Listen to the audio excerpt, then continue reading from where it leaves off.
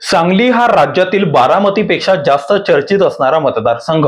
काँग्रेसचे ज्येष्ठ नेते दिवंगत माजी मुख्यमंत्री वसंतदादा पाटील यांचे नातू विशाल पाटील यांनी अखेर बंडखोरी करून अपक्ष उमेदवारी अर्ज भरला आहे. त्याला बंडखोरी म्हणायची की सांगलीमधील काँग्रेस वाचवण्याची धडपड, असा प्रश्न सांगलीमधील जनता विचारू लागली आहे. वसंतदादा पाटील यांनी 200 पेक्षा जास्त जागा जिंकून महाराष्ट्र विधानसभेत काँग्रेसला भव्य यश मिळवून दिलं होतं. महाराष्ट्राच्या सर्व विधानसभा मतदारसंघांचे तिकीट वाटप वसंतदादांच्या नेतृत्वात होत असे. सांगली आणि आजूबाजूच्या लोकसभा मतदारसंघात उमेदवारी कोणाला द्यायची याबद्दल वसंतदादांचा शब्द अखेरचा होता. त्या सांगली लोकसभा मतदारसंघात उमेदवारी मिळवण्यासाठी त्यांच्या नातवाला दिल्लीच्या फेराव्या माराव्या लागल्या. महाराष्ट्राच्या काँग्रेस नेत्यांना विनवण्या कराव्या लागल्या, तरीही सांगली लोकसभा मतदारसंघाची उमेदवारी विशाल पाटलांना मिळू शकली नाही. याबद्दल सांगलीमध्ये प्रचंड संतापाची लाट उसळली असल्याचे चित्र दिसून येत आहे. पाठीत खंजीर खुपसणं हा वाक्यप्रचार महाराष्ट्रात कोणी व कसा रूढ केला याची कल्पना राज्यातील जनतेला आहे.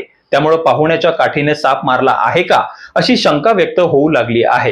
कारण सांगलीमध्ये ठाकरे गटाचा आमदार नाही. याआधी कधीही सांगलीची लोकसभा निवडणूक अखंड शिवसेना असतानाही त्यांनी लढवली नाही.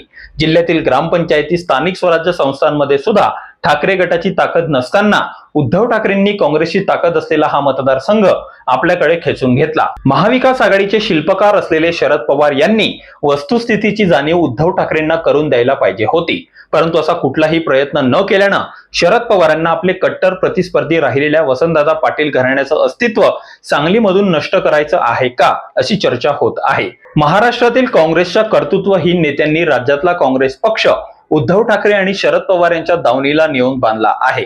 तो काँग्रेस पक्ष वाचवण्यासाठी विशाल पाटलांकडून प्रेरणा घेऊन राज्यातील काँग्रेसच्या जिल्हा पातळीवरील आणि तालुका पातळीवरील नेत्यांनी राज्याच्या सर्व 48 मतदारसंघात ठाकरे गट आणि पवार गटाविरोधात उमेदवार उभे करायला पाहिजे.